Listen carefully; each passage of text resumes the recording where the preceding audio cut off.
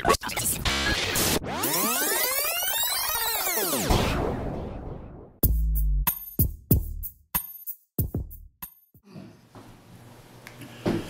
we're back. Had to take a little bit of time and recharge the Matrix Pro here because I used it for about 2 days, got pretty good usage out of it.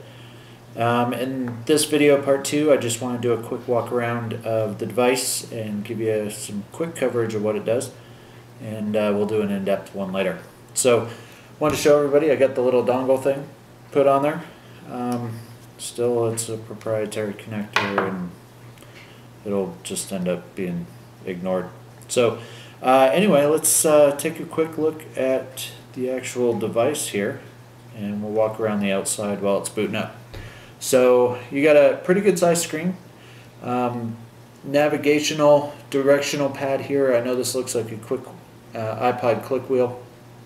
Isn't. I sit here and spin this thing all day and nothing happens. So maybe we'll get lucky and we'll do that in revision 2 or something.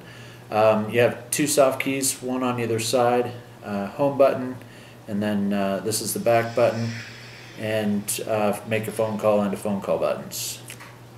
Pull a little slider up. T9 keypad, very flat, no definition to the buttons whatsoever. Kind of reminds me a little bit of the Motorola Razr, but it had better button definition. So realistically, I love the keypad on it, but you're gonna end up looking at it when you're dialing numbers, so keep that in mind.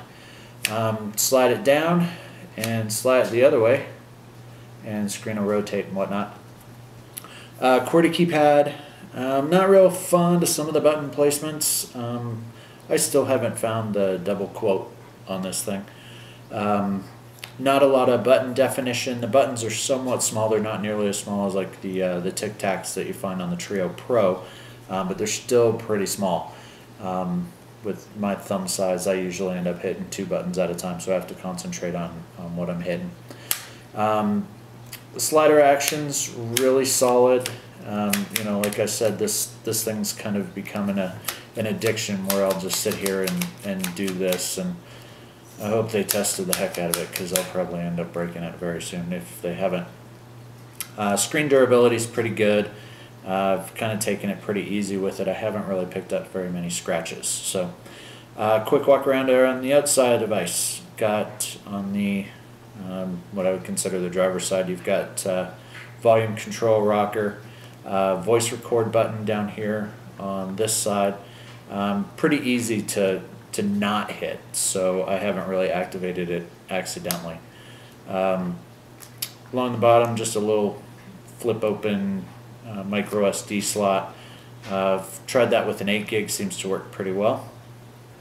On the passenger side, you've got camera button, and you've got the annoying little door thing that, as you can see, it's not really my favorite part of the entire thing. I mean, one, the door is really hard to open, and 2, it hides that proprietary connector on there. So I understand that's design and testing and everything else, so it's livable, but realistically, I would really like to see them go with a mini USB or a micro USB, which is going to become the standard.